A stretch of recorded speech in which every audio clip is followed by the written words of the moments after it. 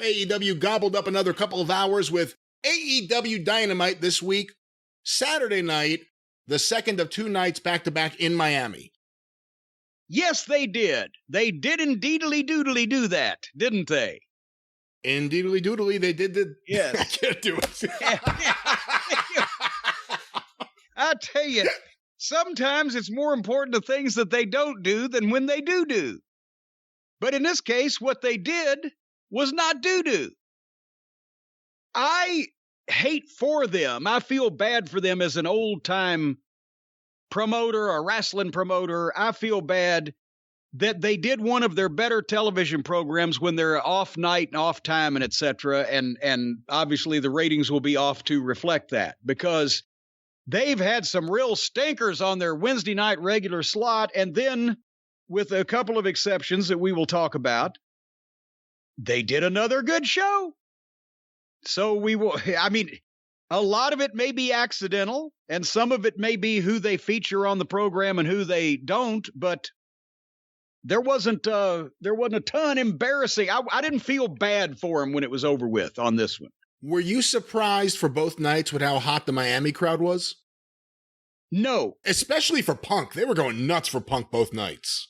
Well, that's the thing. I was not surprised. I'm never surprised by how hot their crowd is, except I'm surprised sometimes by how hot they aren't, but not really surprised because 5-hour tapings wear the people out. But by the same token that I knew that Miami was not going to draw, 10 or 12,000 people, because Miami never has for anybody. The people that are going to be there are still they're the ones that most want to be there. And if you notice, AEW crowds are always hot, except, as I said, when they've been burned out by 5-hour tapings, they started hot. It doesn't make any difference as to how many of them there are, because the ones that are there, even if it's a smaller group, they're the ones that want to be there the most. And if it always used to be conventional wisdom, even before the modern era, when it's WWF's in a stadium or whatever, the bigger building you were in and the bigger crowd you had, the more casual fans you got. The more casual fans you got, really, in a lot of cases, the quieter the crowd was until you got to the main events, because a lot of those people hadn't been to live wrestling in that town in a year or a couple of years or however long. And they didn't know the underneath guys. They came because of the main event. The people who come every week, they knew everybody. They react to everything. The people who only come because of the main event or some angle or something that's tripped their trigger and tickled their fancy, they're not going to be into as much of the underneath stuff as the regulars, because they hadn't been in a year or two, but boy, they wanted to see whatever, right? But anyway, having said that, they start out the program. Pyro, Jim Ross's voice. They've got fans there. They're in the Night Center. They're in a good-sized building. It looks professional. And all of a sudden, like Mussolini and WC Fields, here we go. The entrance, and he comes out and he goes around the ring while the announcers are billboarding the show. It keeps the energy up. Instead of doing that whole billboard beforehand, and then here comes Punk, they get him out there. They're playing the music. You've got a recognized, well-known commercial piece of music. You got a mainstream superstar. You got people really happy to see him. And now you've got your announcers, led by the voice of wrestling for the past 30 years, telling people what they're going to see. And as they're panning the crowd, there were children. Did you notice that? I did not notice, but I'm not surprised, but I did not notice. There were children. You don't usually see that at wrestling these days. Even at AEW shows, there were an inordinate amount of children on camera, younger, like less than 12 children. So maybe something's going on down there in Miami. But anyway, I will say with Punk on commentary, and I've talked before how much I enjoy him on commentary. He reminds me of what I love about baseball commentators. And it may sound foreign to you, but it's a lot of what I like about Lance Russell when he's not screaming or there's not something action-packed happening. It's the ability to have a conversation, still keep up with what's happening, say witty things, say intelligent things, but not just be screaming at me, and certainly not screaming buzzwords at me over and over. And it always reminds me of why I love baseball. While even if I'm not watching every moment of the game, I'll have it on so I can hear the commentators because they don't offend me and I like it.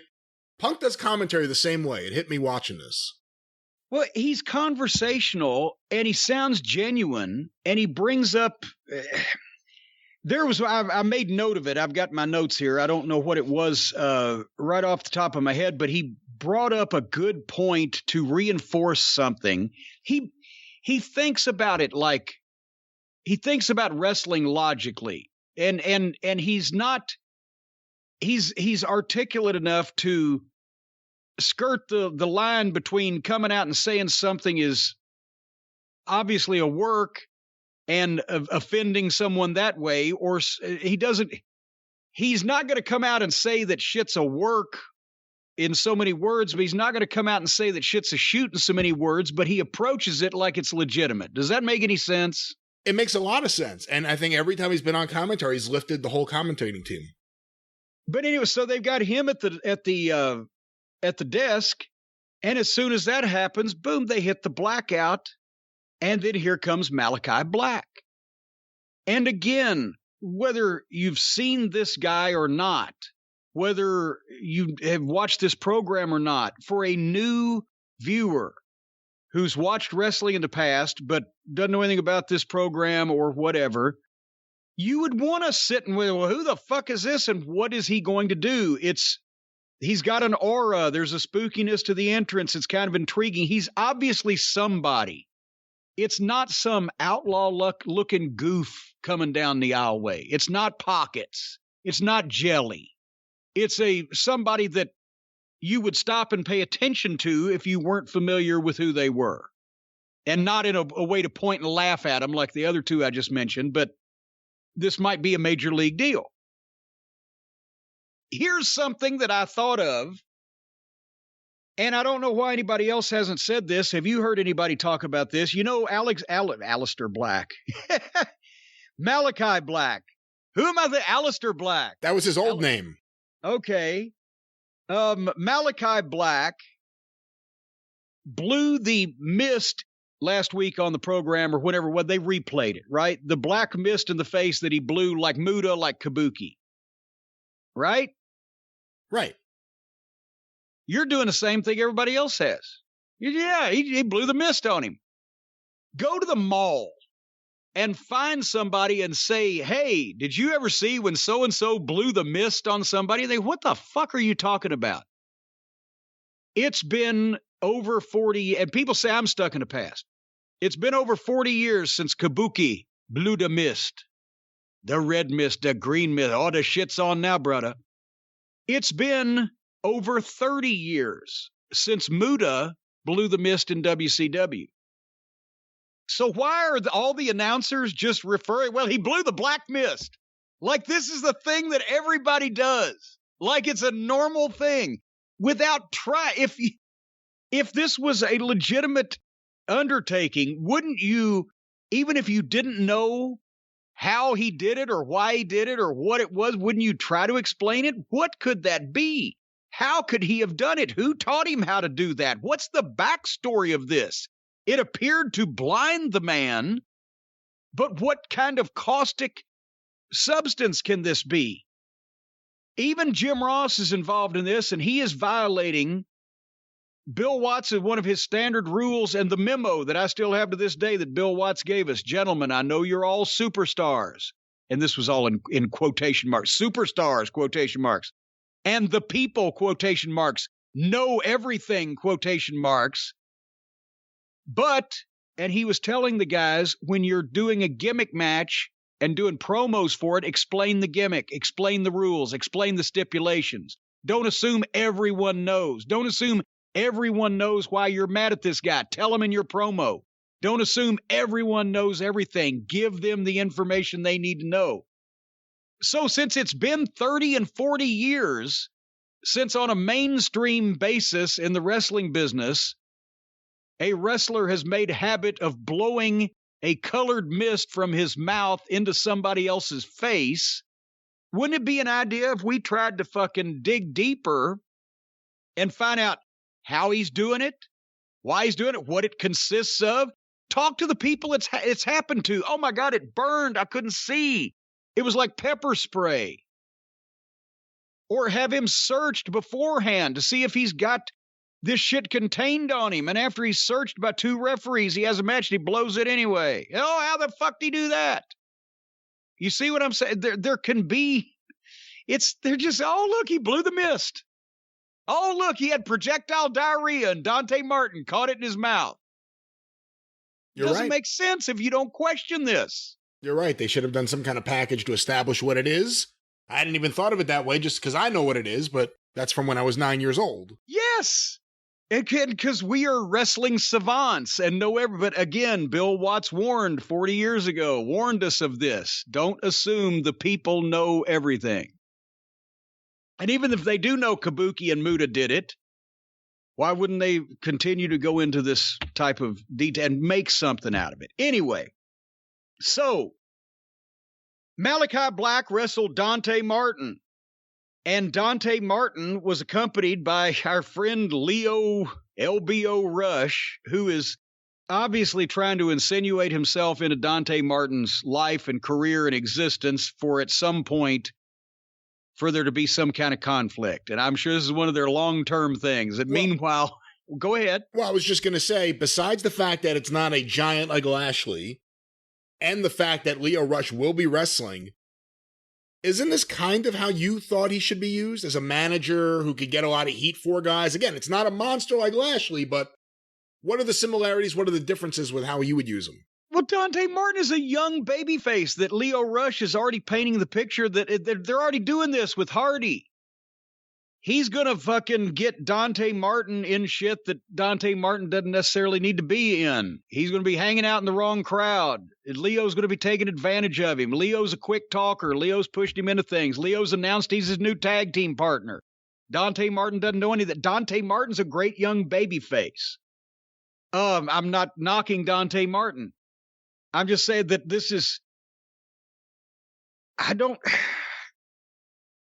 you're taking a guy who obviously is a Leo Rush, a heel. I don't know if he's a heel at heart, but he's a natural heel. He's a loudmouth little wise guy. And he's going to insinuate himself into Dante's life and start calling shots in some respect while Dante's brother is off with the injury.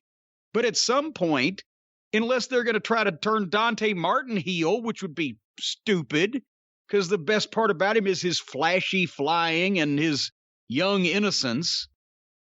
So they're setting up another fucking manager takes advantage of his pupil deal, I would assume, which is what they're doing over with the Hardys. And Dante Martin is just getting established. So now you've got a distracting side story of what's going to happen with his, loudmouthed, possibly shady manager, rather than the attention should have been on this fantastic fucking match they had.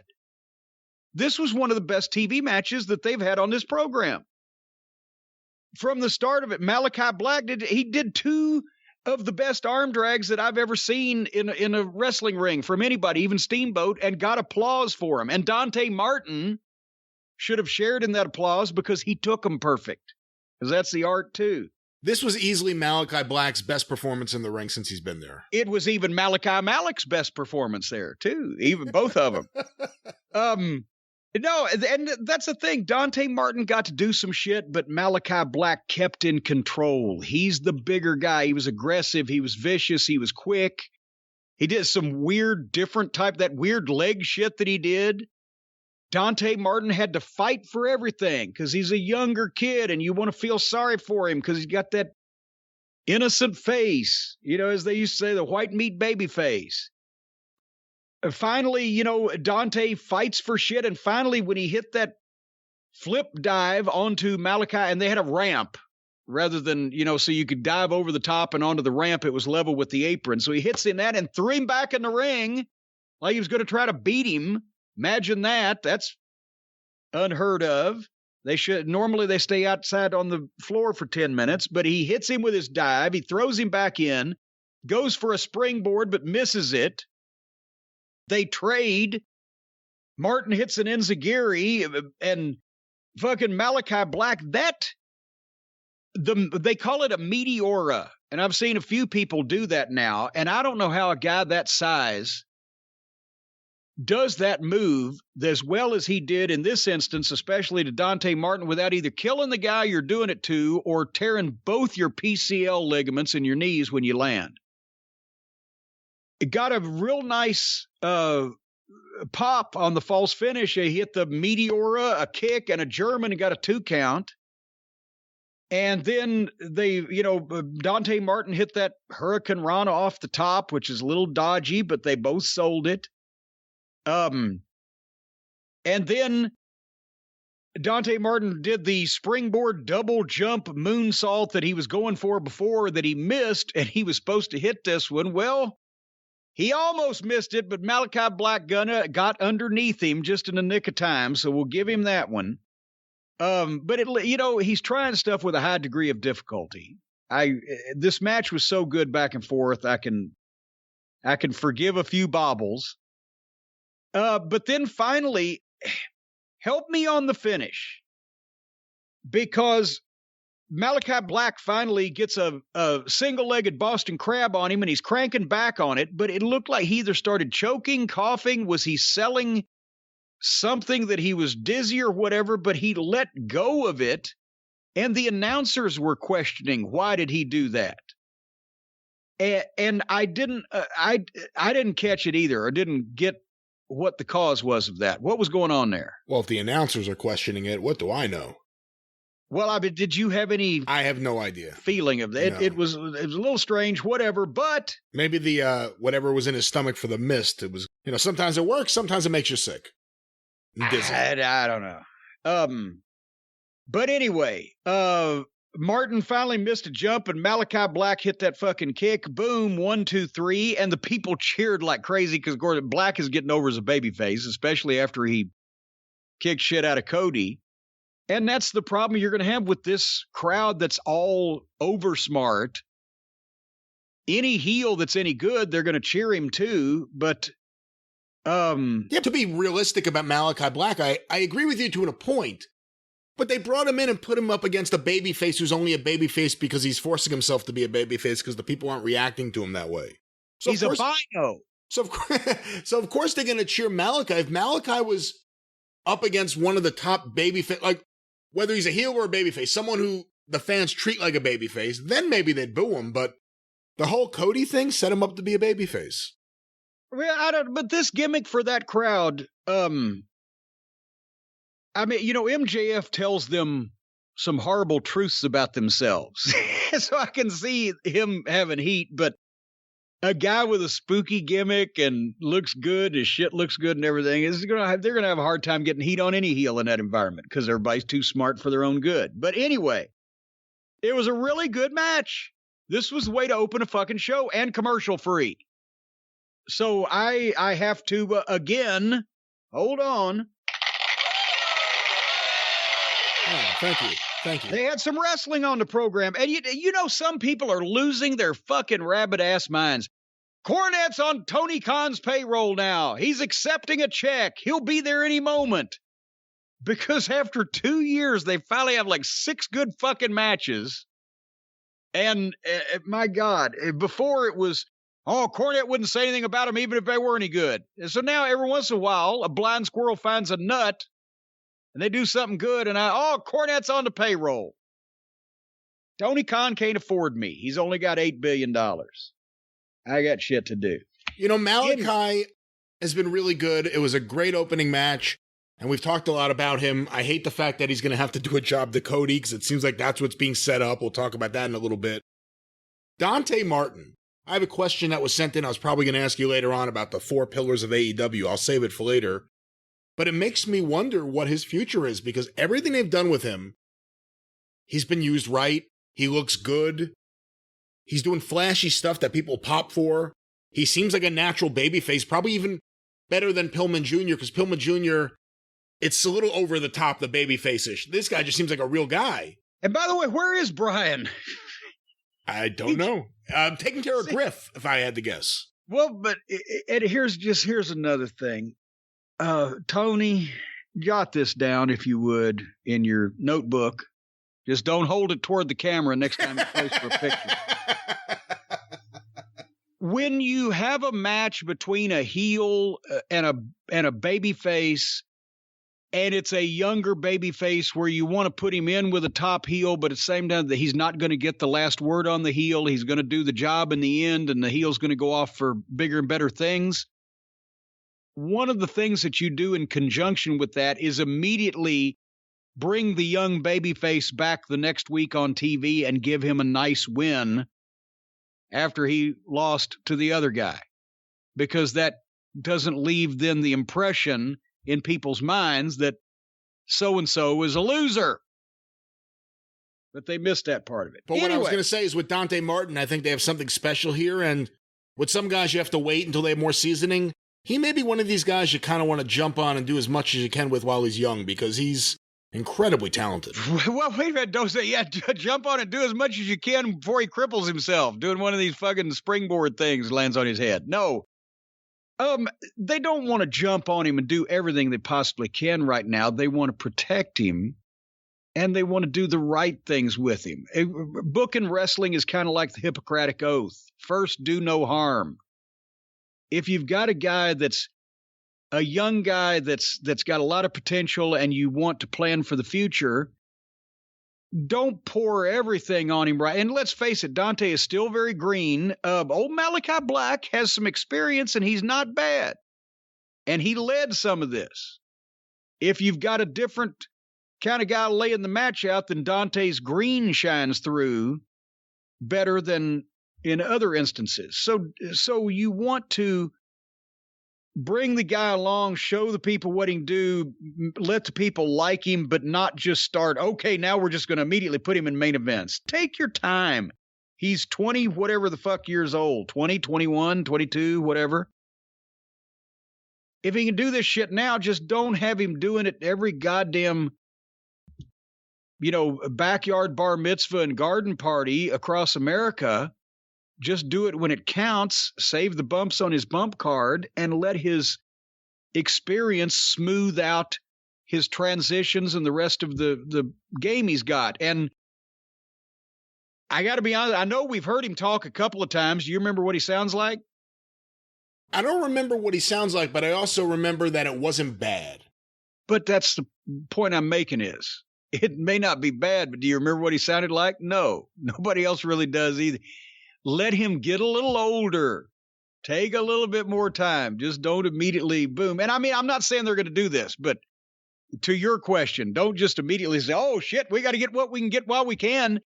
That's not exactly how I put it, but. Well, but it kind of is. A lot of guys would do that, or a lot of people would try to do that. Well, shit, this guy ain't going to last forever the way he's doing it, so we got to do it. No, just slow him down a little bit and slow everything down in a nice pace. He's got plenty of time. But speaking of plenty of time, at least now the stuff that, or at least on this program, the stuff that really sucked is limited mostly to the backstage area. Because Tony Schiavone is in the back with Jungle Boy and Dino Douche, right? And Jungle Boy has to speak. Remember, he said that he doesn't like that too much. But he starts and he says his shit kind of blandly with no emotion, but at least he got it out. And then he mocked remember the power bomb that the Elite screwed up on Dino Douche, where they were trying to show that three of them had to help Twinkle Toes lift him up to power bomb him. And when they did, they all fell over because Twinkle Toes didn't get under him.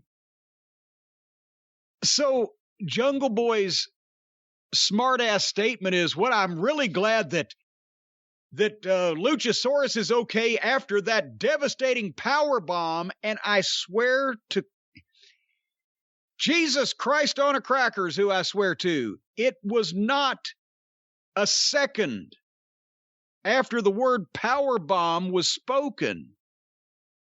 There wasn't even a beat. There wasn't a space in between the words. Twinkle Toes interrupts from just off camera, 8 feet away in front of Jungle Boy. Like that it's a big surprise he's there. And he takes offense to his powerbomb effort being chastised. He was standing right there. How else would you know? It wasn't like Jungle Boy went on for 30 or 45 seconds about, yeah, the crummy powerbomb. Fucking Harpo Marx looking asshole. Couldn't pick Luchasaurus up. He folded like a cheap suit. What? And then the guy comes in. It was literally as soon as he got the word powerbomb out of his mouth, the guy from 1 foot off the camera, 8 feet away in front of Jungle Boy, suddenly it's a surprise. Oh, what are you doing here? And then all of the elite and their theme song, beat your meat, beat your meat. They jump on the baby faces here and they have poor Adam Cole, who has really, he's taken a first-class trip from the penthouse to the outhouse over the past few weeks. They make Jungle Boy watch while Twinkle Toes and the rest of them powerbomb Dino Douche through a table that's sitting there, because, of course, why wouldn't it be? While the Hardley Boys make funny faces for the camera.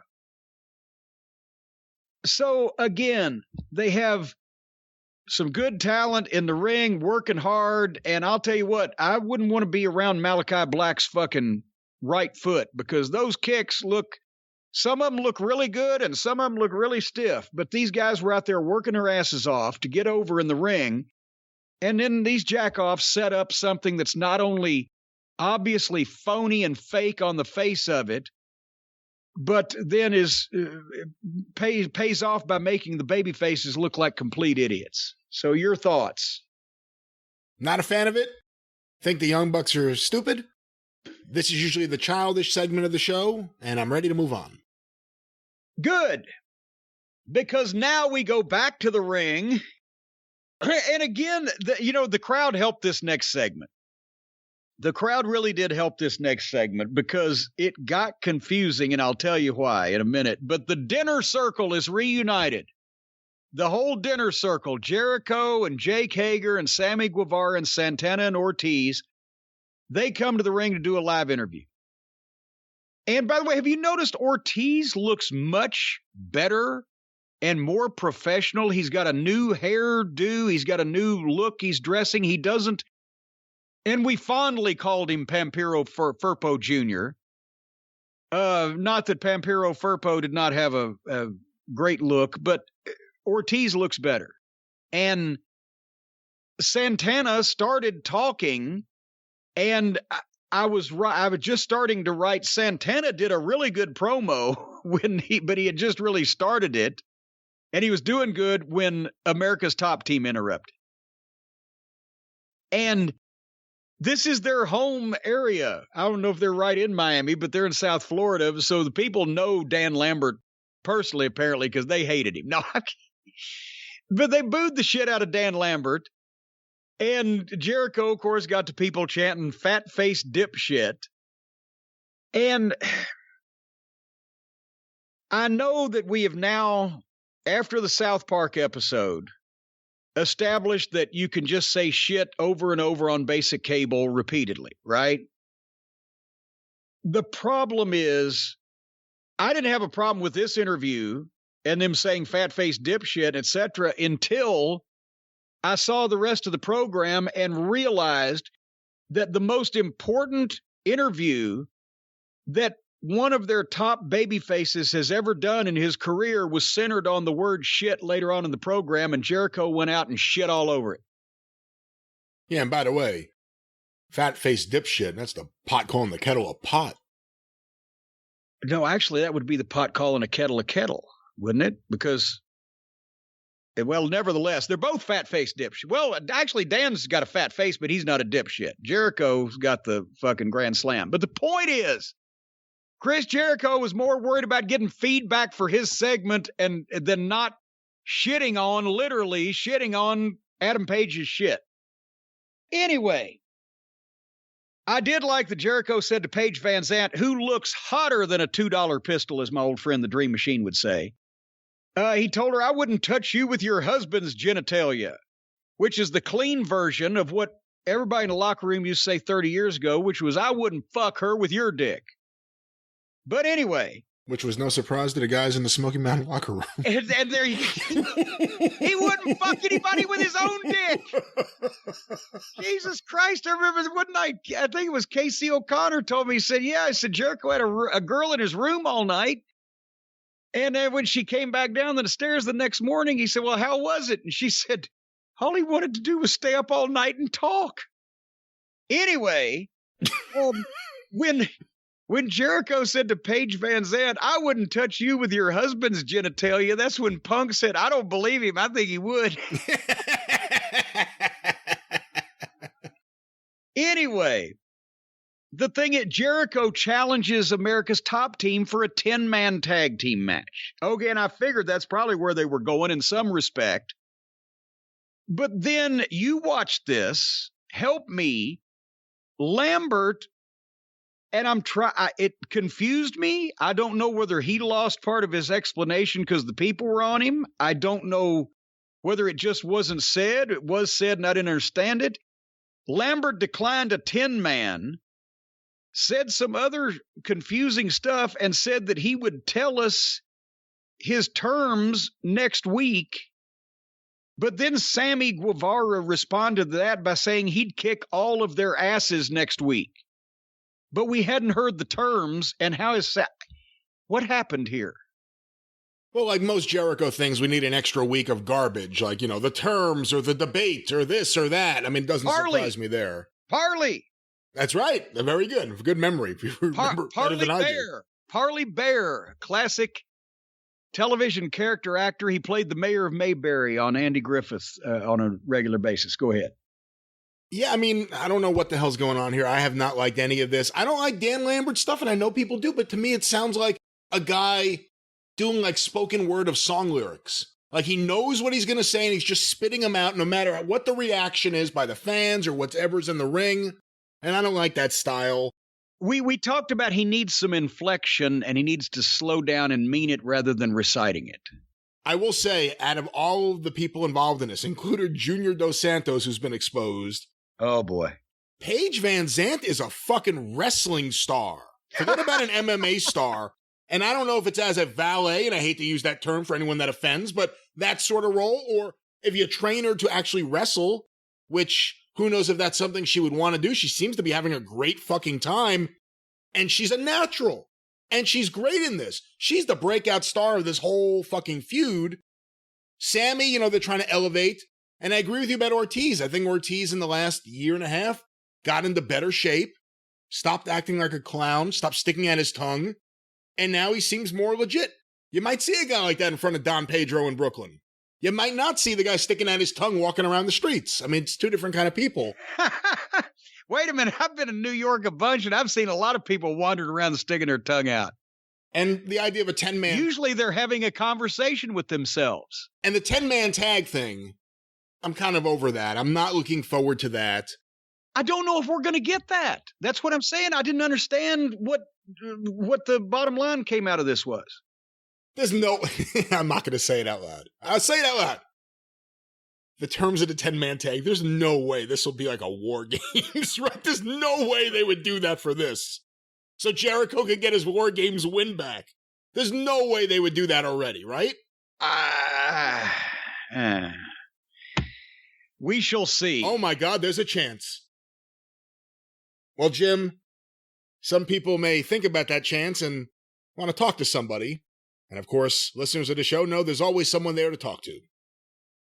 These are the segues you're giving me now to, God damn it. Just because I'm the only podcaster in the world that actually puts clips of the ads up on YouTube because people would rather listen to those than the programming doesn't mean I'm Merlin the Magician. But I'll tell you one thing that can work magic on your personal life, and that is our friends at BetterHelp. And as a matter of fact, Brian, I have an email from one of the listeners who says, "Hello, Jim," and I guess Brian.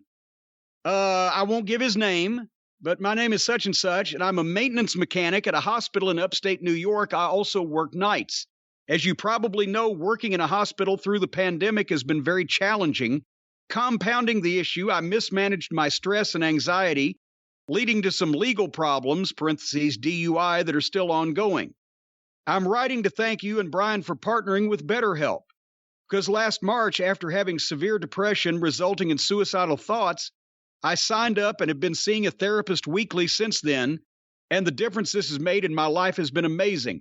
I'm much better at handling my stress and anxiety in day-to-day life, as well as dealing with the uncertainty of my legal situation. And this gentleman wanted to thank us for the reference, and that's what we have heard from a variety of the listeners. Folks, if you've had an issue, regardless of what it is, through the pandemic or the isolation or the quarantine or etc., you might need to just dump all this on somebody and let them hear it. And BetterHelp is the way that you can communicate with somebody. It's over the internet. It's not in person, but it's worldwide. You can schedule the weekly video or phone sessions, so there's no waiting rooms, there's no trips from your house, and you can get timely and thoughtful responses because you can log into your account anytime and send messages to your counselor. There's a broad range of expertise available, and the service, as we mentioned, is available worldwide. BetterHelp wants you to start living a happier life today. So you can visit their website. You can read the testimonials that they post daily. And you can go to BetterHelp, H-E-L-P, BetterHelp.com/drive, and you'll get 10% off your first month's services. BetterHelp.com/drive, a special offer for our listeners, 10% off your first month's services. It may just be a simple thing as needing somebody to talk to. So you can join the over 1 million people taking charge of their mental health with the help of an experienced professional with our friends at BetterHelp. Well, Jim, going back to Dynamite, although the Malachi Black-Dante Martin match was great, I think my favorite thing was up next. Well, yes, and I must admit that I didn't see this coming because they set it up on a previous show, but it was Andre Olio and whoever was with him and the Lucha Brothers, and I didn't understand, and I never have one single word in English or Spanish that Andre has ever said, so therefore I didn't know this was coming, but they did the old tag team under the mask switcheroo deal with the heels. It works with baby faces or heels. Remember, the Midnight did that on Mid-South Television with the Rock and Roll Express when supposedly we were meeting Mr. Wrestling 1 and 2. And when they come in, they don't like, what the fuck? And they throw the robes on. It's the Rock and Roll Express. Oh, shit. Because you had a list of opponents. You said you would wrestle 3 times, I think, on TV, and you had a list of opponents. And, of course, the good teams were all off the lists. Yeah, well, we'd already beaten all of them. So we fought like, George Weingroff and John King and so-and-so and such and such. And Tits McGee may have been in there. And then came Mr. Wrestling 1 and 2. Well, in this case, it was FTR led to the ring in these green outfits, La Super Ranas. Did they say that means frogs? The Super Frogs? Or I don't know what the fuck. But anyway, but here's the thing. I don't know what, maybe they didn't clue the announcers in on what they were going for, the point of this, because Punk had to be the one to out FTR, but say, guys, this is clearly FTR. And Tony Schiavone was kind of like, well, we don't know for sure, or something like that. Is that what you were hearing? It was weird. Like they would have all been on the same page as this because it was obviously FTR in green outfits. Because right around the point in time where I was thinking to myself, is it's supposed to be obvious that it's FTR. Yeah. CM Punk said it's obviously FTR, but then still Excalibur and the boys were still pretending like they didn't know what was going on. Yeah, Punk was getting blowback for having the power of fucking vision. I don't, but this match was for the AAA tag team title, because the Mexican company, for those not familiar, because the Lucha Brothers are not only the AEW champions, but the AAA champions. So the AAA belts were on the line here, and those belts look like license plates compared to the AEW belts. But anyway, they actually started wrestling. FTR are magicians. They can get something out of anybody. And in the first segment, they had some wrestling, and then they went for one of the Lucha Brothers masks, and they turned the tables, and they popped FTR's hoods right for the break spot. They popped both the hoods at the same time. So that probably made them feel a lot better, because if you're not used to wrestling in a mask, it's miserable. Anyway, they come back from the break, and FTR have been in charge apparently during the commercial break, but immediately Penthouse on the other side of the break comes back, and they did a heck of a spot. I will go for this. It doesn't have to be constant. It doesn't have to be repetitious. It doesn't have to be completely without logic, but a nice fucking move like what they did, the flying gymnastics. Felix runs down the ramp. Penthouse stands there and vaults him up over his head onto the top rope, and he comes off with a missile drop kick, 1 foot to both members of FTR. That was a great spot. It worked out. Nobody fell on their ass. It didn't look phony, and it got a big pop. Then Felix made the big comeback. And Penthouse, they did like the Dudleys thing, where Bubba Ray would hold the guy's legs up and Devon would do the headbutt off the top into the guy's nuts. But what Penthouse did was come off the top and drop kick both guys in the nuts right in front of the referee. And JR said, was that a low blow? Like, he still, after 2 years, he still doesn't get that they're just going to do this shit regardless, right? And whether it makes any sense or not.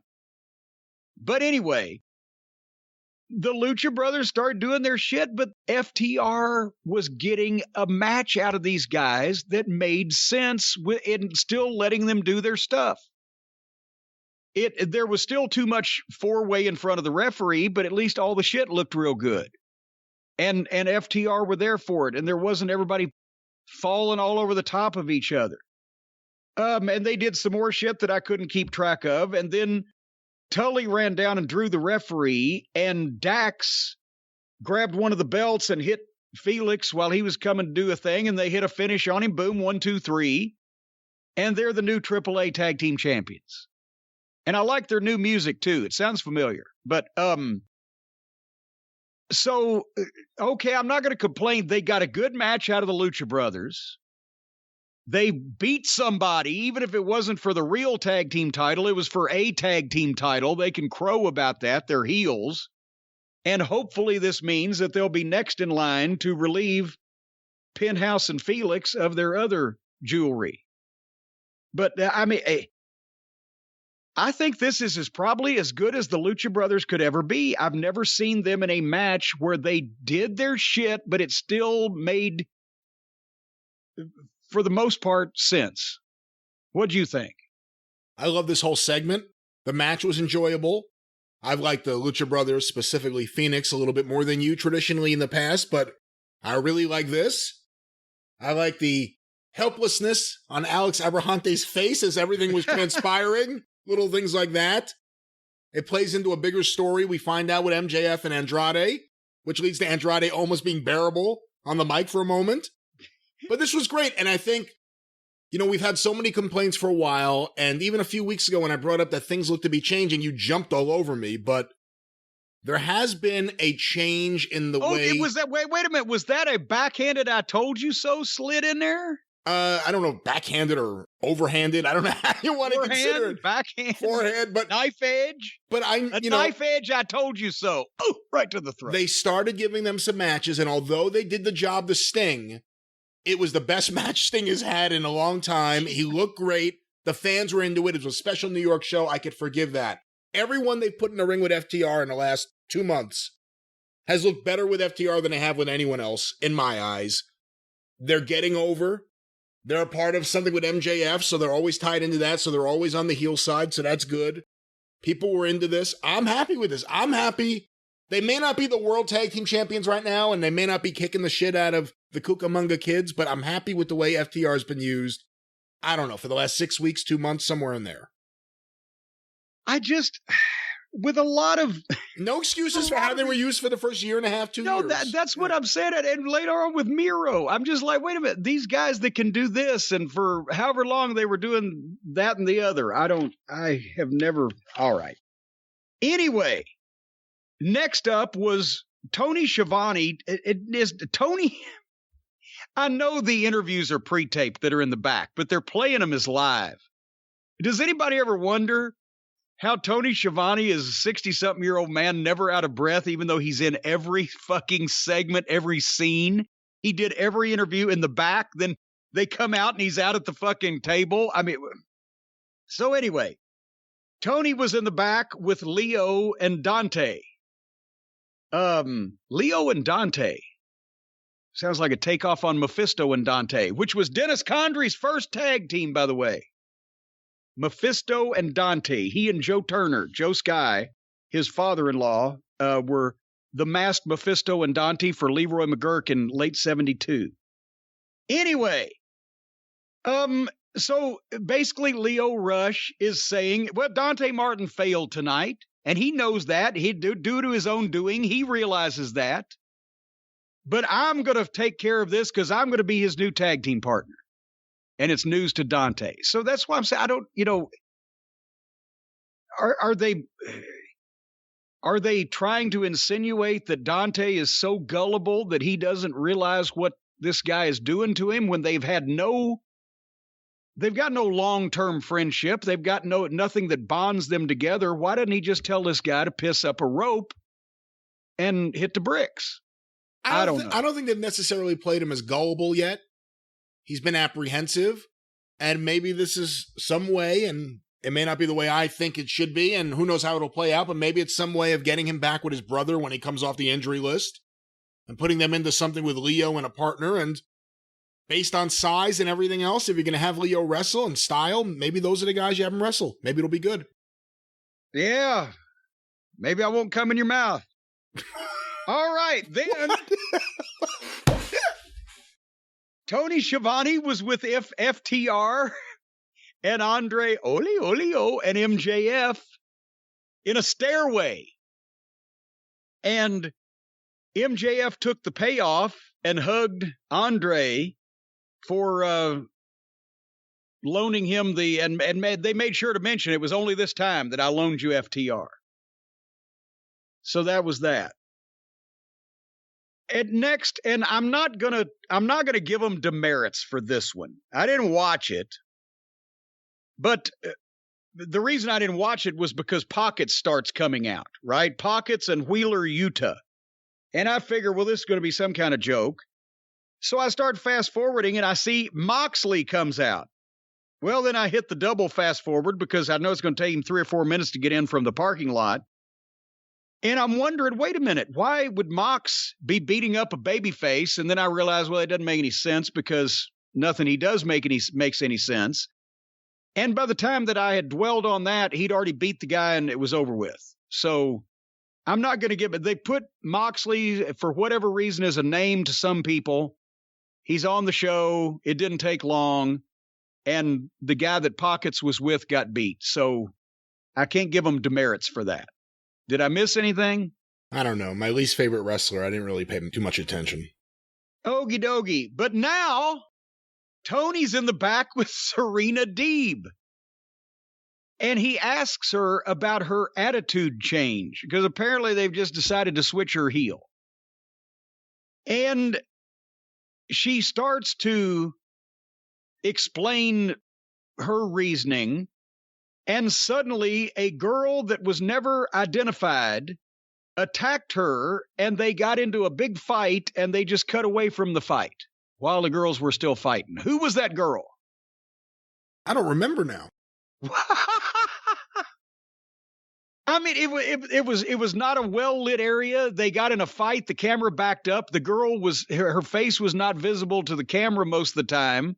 Nobody said her name. Tony immediately ran off. Here's the thing now. You've got adult male referees and announcers and girls getting fights that are half their size in front of them, and they don't just grab each one by the collar and go, okay, break it up. Anyway, guess what they cut away to? Well, let me just jump in. I just looked it up. The woman that attacked Serena Deeb? Yes. Hikaru Shida. Ah, she's mad because she screwed her out of her 50th victory. Now it all makes sense. Now it all makes sense. Well, I didn't say it didn't make any sense. It just is phony because here she talks for 13 seconds and then this girl jumps in and they just fight and nobody does anything about it. And they cut away and go back to the ring so that they can have more. We don't know if the police were called. I mean, Punk's having a joke about it. Punk's doing the jokes. It's like, well, I'll tell you what. I don't know if it's more dangerous in the ring or back in the back area. That's the most because anyway, they come back to the ring, and this I am going to give them demerits for. The Hardy Boys and Adam Cole with Don Fallis and Brandon Cutlet against the Dork Order in a 6-man tag. And here is exactly what I wrote. Oh, fuck no.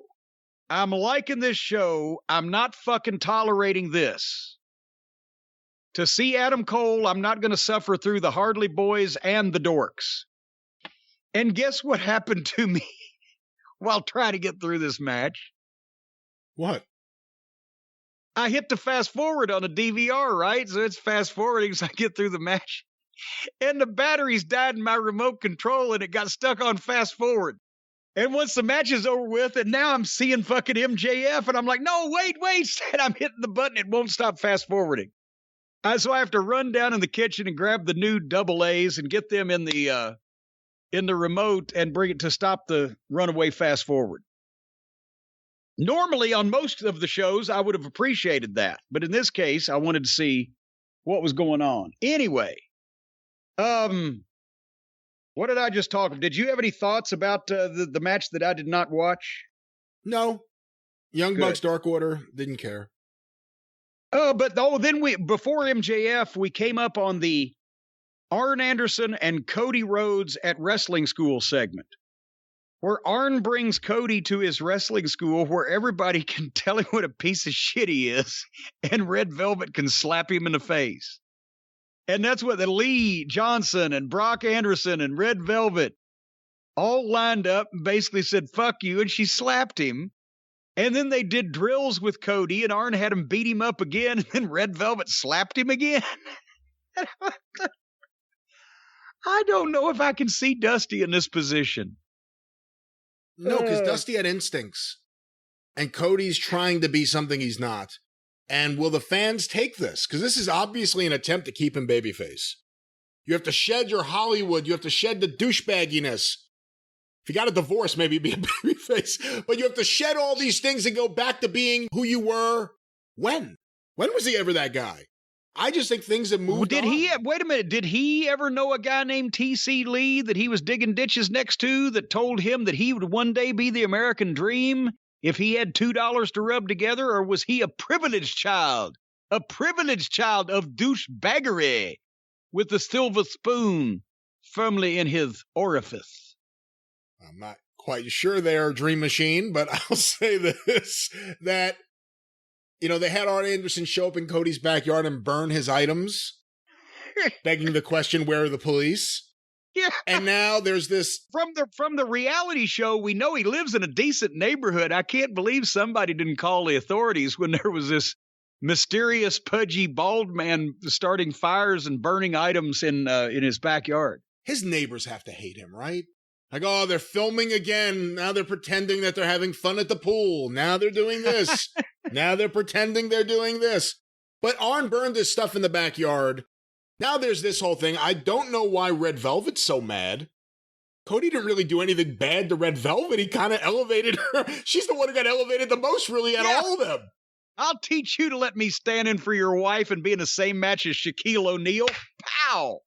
So I'm not, again, and the thing is, just like Cody's reality show, the Bucks and Omega and everyone on top has nothing to do with any of this. It's like a whole separate universe, the Codyverse, the Cody Academy.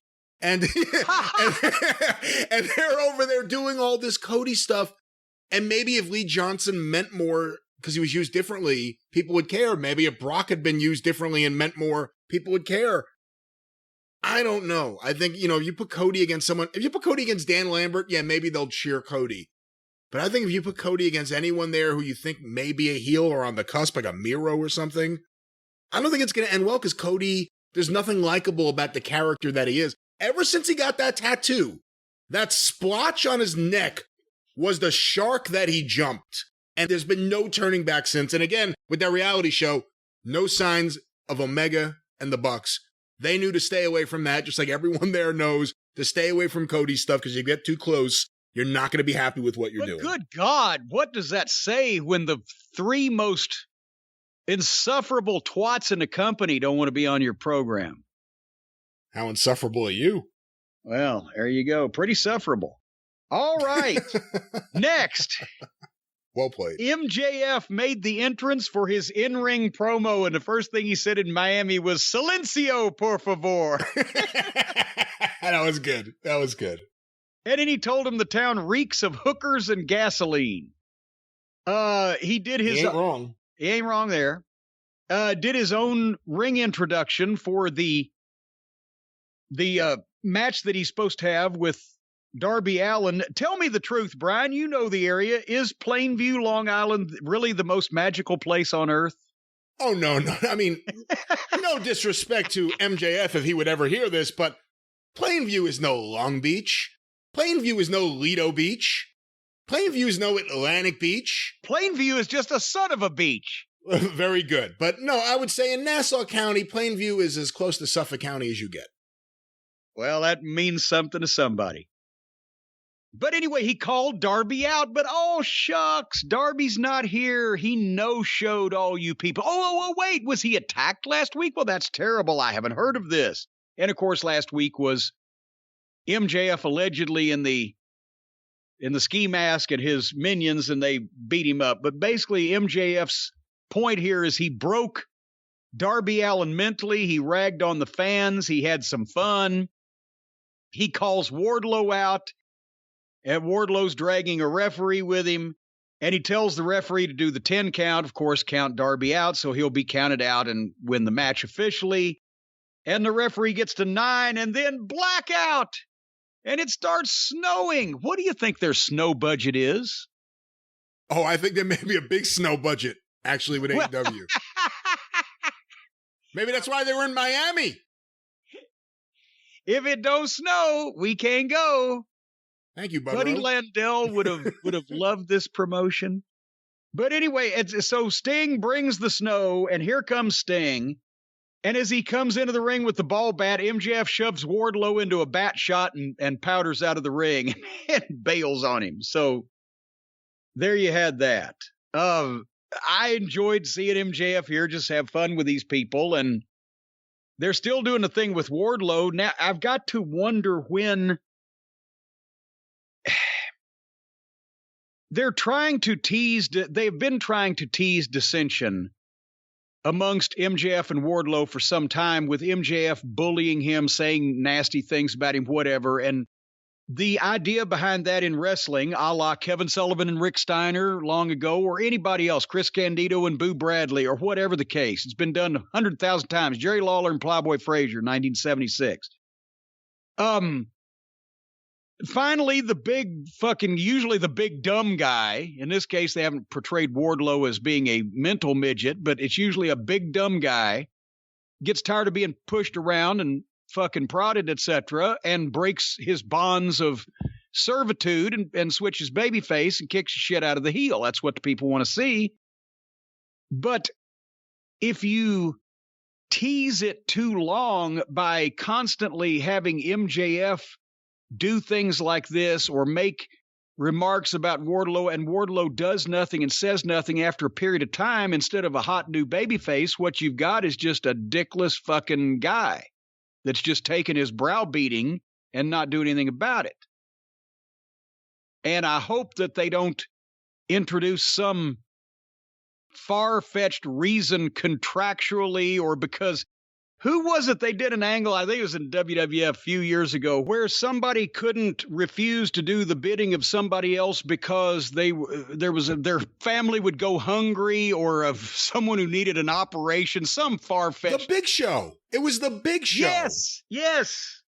And it's like, they expect, especially the WWE. I can understand with some of these guys that have never been on TV before, you can believe some of the AEW talent would be 1 or 2 paychecks away from living in the street or under a bridge somewhere. But the WWE guys, when it's alleged that they'll go bankrupt or broke or have no other options unless they do this that they don't want to do. So I hope they don't do that with Wardlow. But the point is, they have to juggle that timing. They can't just make him a pussy whipped, flunky, because then the people won't be behind him if he ever does turn. Why did he take this sharp browbeating for so long? So that's the thing about MJF, that they have to be careful with his shit's so sharp and so good verbally, and he means it. But you can, when you're going over something in the back, it's easy when there's no emotion, there's no people hearing it, and you're not actually in the moment. It's sometimes easy to gloss over things, say, well, I'll say this and I'll say that. And when I say this, then you really get mad, you punch me. But when you're out there, the first thing you said was, and your mother should have swallowed you. And any babyface worth their shit would go, wait a minute, I'm not punching this guy right now. And the way the people just reacted to that, you got to watch that. They've got to take care that the things he says doesn't emasculate the babyface. I'm not saying he shouldn't be allowed to say them. I'm saying they should put some type of obstacle in between him and the babyface that prevents the babyface from knocking him on his ass when he does say it, unless it's time for him to be knocked on his ass. You see what I'm saying? I see exactly what you're saying. And, I mean, my big takeaway from this was MJF, as always, great on the mic. I don't know where they're going with this Wardlow stuff. You said they've been teasing it for a while. It's been over a year, I think a year and a half. Since like their third week together. Yeah, it's been a while. I'll just say that MJF and Darby, it's been a few weeks now going back and forth. Darby's explaining why he is the way he is. MJF's calling him out and trying to mentally break him. At some point, there has to be something to heat this thing up, I think. Sooner rather than later. Yeah. The illustrious Tony Schiavone was in the back again with Anna Jay. And Anna Jay says 3 syllables, and here comes Britt Baker and interrupts her. And Britt Baker did a pretty good job of blistering old Anna Jay verbally. And then guess what happened, Brian? I think a bunch of people started fighting with each other, right? They got in a fight. And again, Punk says, well, that's a dangerous place to be back there. And again, they cut away from this brawl with these guys. So that's 2 interviews that Tony Schiavone did in the backstage area with women that both ended exactly the same way in the same show. And then they come out to Kiera Hogan versus Penelope Pitstop. And I've got to admit, once again, there wasn't anything wrong with Moxley and Yuta. I just didn't want to see Moxley walk in from the parking lot. So that was watchable, and it was short. I penalized them for the dork order and the, elite, delete, whatever. But holy mackerel, shouldn't this have been on YouTube? I thought Kiera Hogan was either Hulk's daughter or Brooke's sister. Oh, no, I don't think so. CM Punk was kind of making that joke on commentary. Yes. But he did? I didn't know he did that because I didn't watch this. What happened? I think Punk at one point said, you think there's any relation? And then someone else said maybe Ben Hogan. Obviously, the word Hulk Hogan is not uttered anywhere near the show. And they had a match, and then the match ended, and we moved on with the show. All righty. And I will say this. Nothing against Kiera Hogan. I'm just seeing her recently the first few times. She seems all right, but I agree with you. This didn't belong on TV. Well, and again, it's Penelope Pitstop and the Bunny, for God's sake. Miro! Now he's cutting promos on God. The guy's getting over with me. Usually I have less appeal for these people the more I see them, but Miro's getting over it. He asked God, why have you forsaken me? You gave me, what was it, a body of granite but a neck of sand, because they're playing that he's vulnerable to the DDT or whatever. But Miro wants his belt back, or elsewise he's switching heel on God. And I like this. This was good. If this is the first I'd seen of this guy, I wouldn't know he's a blithering idiot. I would never have any idea if this was the way I'd seen this guy first. Anyway, after Miro threatened God, guess who was in the ring? Brian Last, right after that. I don't remember. Tony Schiavone. I got to think, he's got to be doing cardio. And the thing is, he never does the interview. He might get to ask a question every once in a while. Then he has to just jump out and be gone, but he's everywhere to start. He introduces the winner of the title shot at whatever their show is coming up, Full Gear, Hangman Adam Page. And here comes Adam Page. Guess what he didn't have in his hand? A drink. Guess what he did? A real promo. This is the best, not only the best thing that Adam Page has done in 2 years on television there. I'm talking match, interview, anything. The best thing for Adam Page. Maybe not the best thing for somebody else, but the best thing for Adam Page that he's ever done was this interview. This was maybe, except for Punk's return, the best babyface promo ever on AEW television. He didn't mention the goofy, drunk, sappy bullshit. He didn't, he alluded to, his failures, his problems that he's accepted, but he didn't talk about how I was a sad, morose drunk. He didn't mention the dork order. He mentioned his friends being the fans. He did what any babyface would do, in that he has admitted that he had fallen short in the past, but he bowed up then with resolution to do better in the future. He got the people to chant cowboy shit. He actually explained what cowboy shit was to him. He even got a pop and phrased and brought his having a baby in as in, and that's cowboy shit. So there wasn't about taking the fucking job guys for ice cream on his lawnmower and all the stupid shit he's been doing.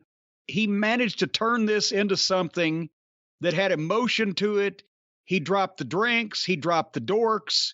He spoke well. He had conviction. But this is where the whole interview was revolved around cowboy shit. And I cannot believe, yes, I can believe it. I can believe that Tony Khan didn't explicitly go out and tell everybody else not to say the word shit on the show. I can honestly believe, and I'm not surprised, that Chris Jericho knows better, and he went out and fucking shit all over Adam Page and said his word an hour beforehand just so that he could get the pop for fat-faced dipshit. But I'm astonished that this wasn't protected any more than it was, but it was the best thing that Adam Page has ever done on television. What'd you think? It was certainly the best promo he's ever done, and it was the promo he needed the most right now. So I think it was perfect in that sense. It's hard for me to see a promo like this. I hate to go back to Cody, but how's Cody going to get over as a babyface when you have a guy like this doing a promo like this? He also had a baby. And he explained it in a way that made him a babyface. Yeah. I think this was good. This was needed. Did nothing to take away from any excitement towards the Omega match. If anything, it was quite the opposite. Now, after this promo, maybe someone says, wow, I really don't know what they're going to do. Maybe they will have him win the belt. He did this promo. We really don't know, but I thought this was great. Yeah, and I agree with you about Jericho doing his thing to get the cheap pops earlier. It was unnecessary if you're doing this. But that's if this guy is able to do this, why is it the first time in 2 years he's done this? I guess because the ice cream store was open and the dork order was thirsty or whatever. But anyway, then let's go ahead and finish it off strong. I can't believe that they teetered with the dork order 6-man, and they bored us a bit. Not me, because I skipped it with the underneath girls match.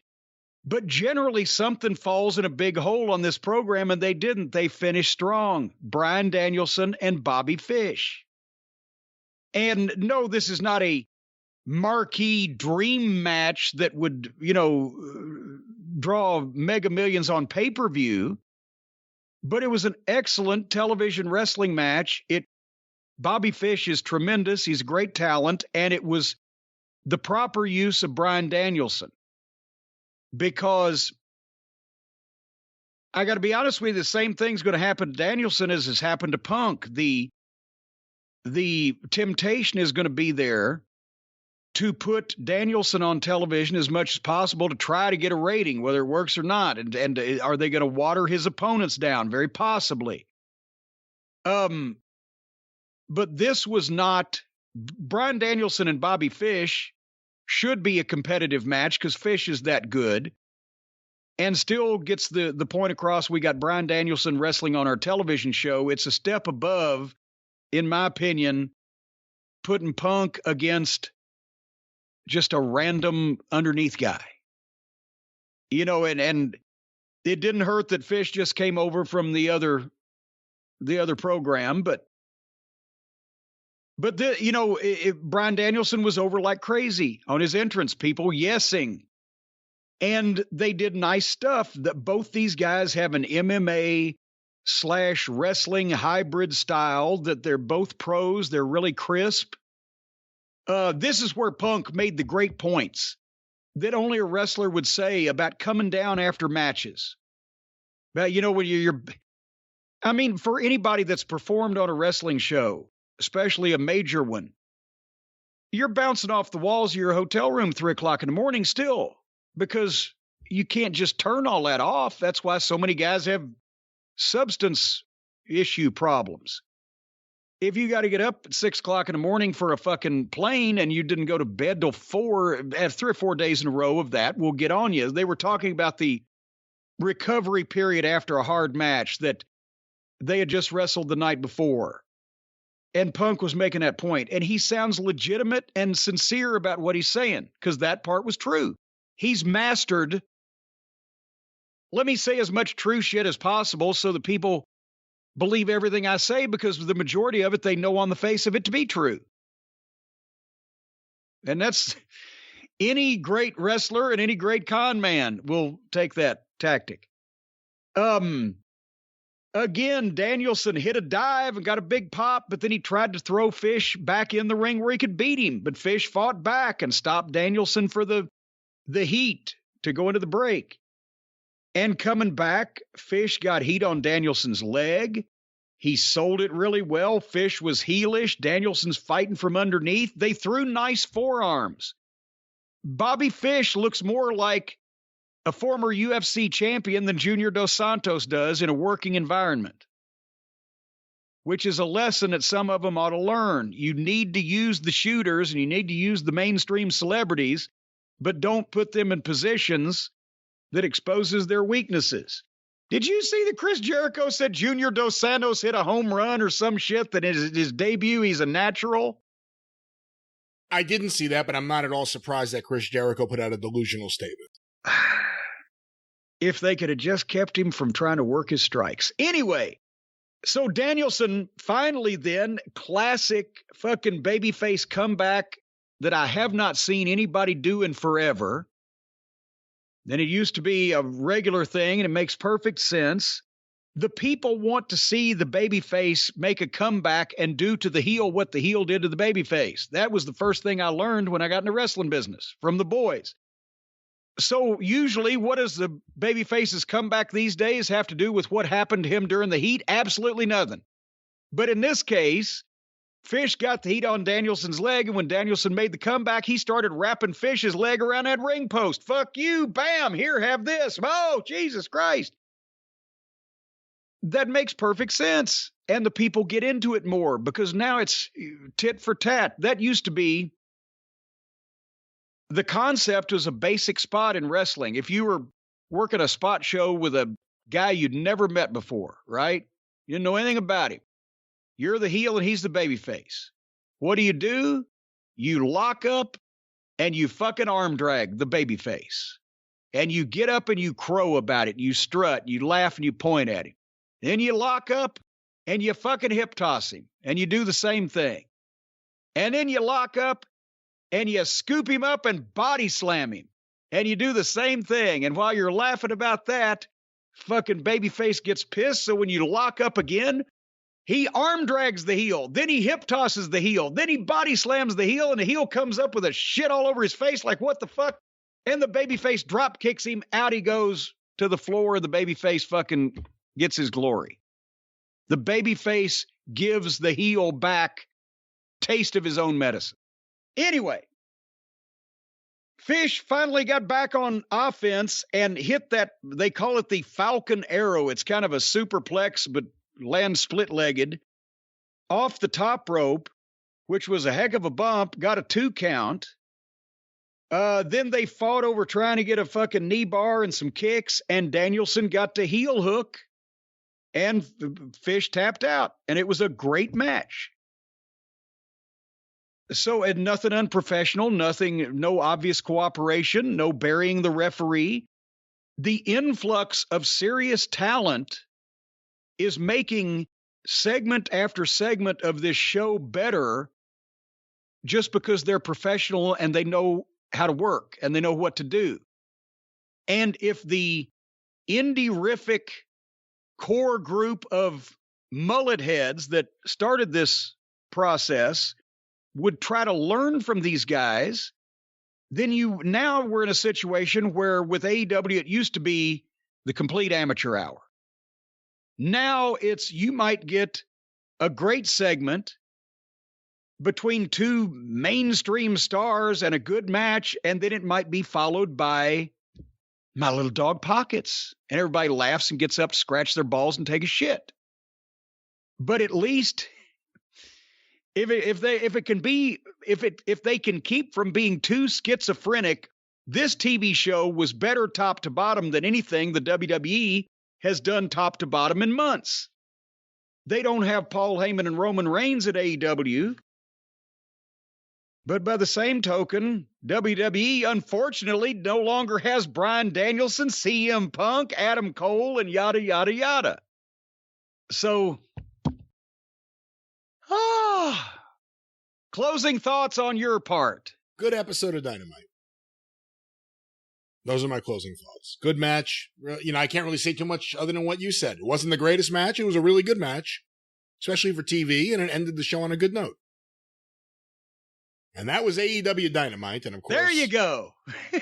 And there we go. And of course, I will say, coming out of AEW Dynamite, that perhaps a young man is looking for a transition that just isn't there for what remains of the sponsors left on the docket for this week's show. And now, of course, we could talk about one's pubic shavings, but who wants to do that? I think more exciting is the idea of a new career, of starting something from scratch, from home, learning a new skill, one that you can apply across the board, like you can from our friends at Codecademy. Well, you know what? I've got to apologize, not only to Codecademy, but also to the public at large out there. I know I've struggled because I wasn't up on the newfangled information. I've struggled with some of the Codecademy spots because I wasn't exactly sure about the whole thing, but you've helped me, Brian. And also, I saw a documentary the other night on the whole coding and the thing, and it was fascinating, and it's given me new insight into this. Because, for example, I had mentioned before that, with Codecademy, you can get qualified for in-demand jobs in as little as 2 months. You can learn at your own pace and your own level. You can choose what to learn, from building websites to analyzing data and everything else you could want. No matter what your experience level, you'll be writing real working code in minutes. That's right. But I wasn't used to all this, so I didn't understand the whole concept of the code. And when I saw coding languages like Python and HTML, Sys and Squircle and JavaScript. That's not how you say those things. And et cetera. Well, I know that now because I saw this documentary, and it clued me in. Because remember, we've talked about the instant feedback that you get from Codecademy, where your code is tested as soon as you submit it. And also they have meetings. They have a community of over 50 million people, and you can get help from other people in the forum or connect with people near you, and they have these meetings. And I saw the documentary. And what confused me was they didn't call it speaking in code in this documentary. They called it speaking in tongues. But they have the meetings, they wear robes, No. they say these things like the HTML, Sys, Squall, and that's a JavaScript and all that. And then they all raise their arms to the sky. No. And then this guy comes in, and he's carrying a fucking snake. No, this is not. They're all handling these snakes, and they're letting the snakes bite them willy-nilly at random. But they're documentary is invulnerable this? because they've learned to speak in the tongues, or as they call it at Codecademy, speak in the codes. And it's an amazing group of people. And so, folks, if you want to join this, and I think they supply the snakes. However, you can land your dream job in web development, programming, computer science, data science, and tons more. You can learn from home. You only have to go out to the meetings whenever they have the snakes in the robes. So, folks, go to Codecademy. That's Codecademy, Codecademy.com. And use the promo code EXPERIENCE. You're going to get 15% off your Codecademy Pro membership. Join the millions of people learning to code with Codecademy and see where coding can take you. As I said, you use the promo code EXPERIENCE at Codecademy to get 15% off your Codecademy Pro membership. Get a new job, a new career, a new way of life. 15% off your Codecademy Pro membership when you use the promo code EXPERIENCE at Codecademy.com. I think the 15% also includes robes and snakes. Learn to speak in tongues or in codes at Codecademy.com. What was the name of this documentary you saw? It was the Snake Handlers of Sri Lanka. Oh, what channel was that on? It was on channel Mind Your Own. Oh, really? Okay, I think I have that cable system. Yeah. Over here. Mind Your Own. It's right up one button up from Nunya. Have you ever seen any of those people in the giant robes in person?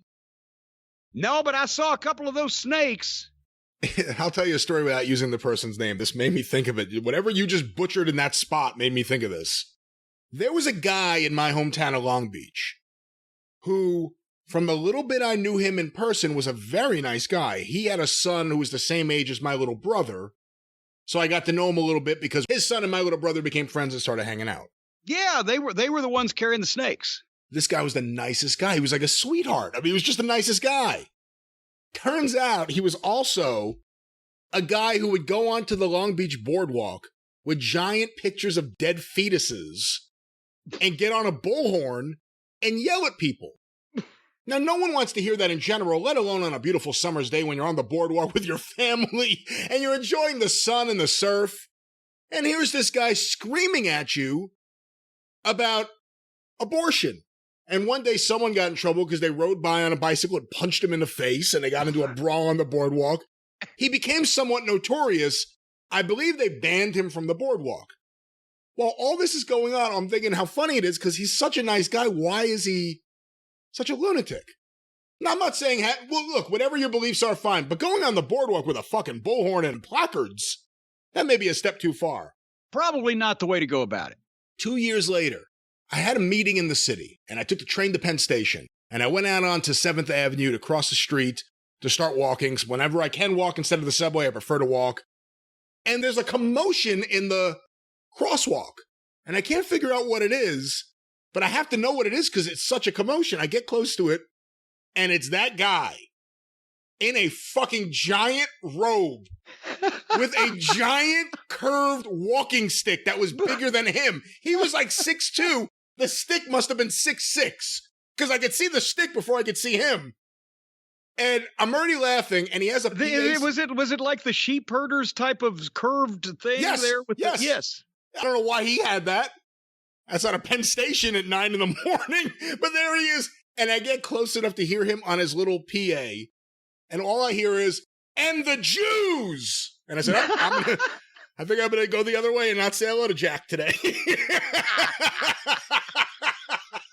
And luckily he didn't see me because I was afraid he would pull me into whatever he had going on there. But when I think of people in robes speaking in tongues, that's one of the people I think of. Codecademy.com. I think Codecademy could have helped him. He would have been off the boardwalk and making some money. Yeah. Well, let's get off this boardwalk and make some money. That's a deep subject, as Mama Cornette used to say.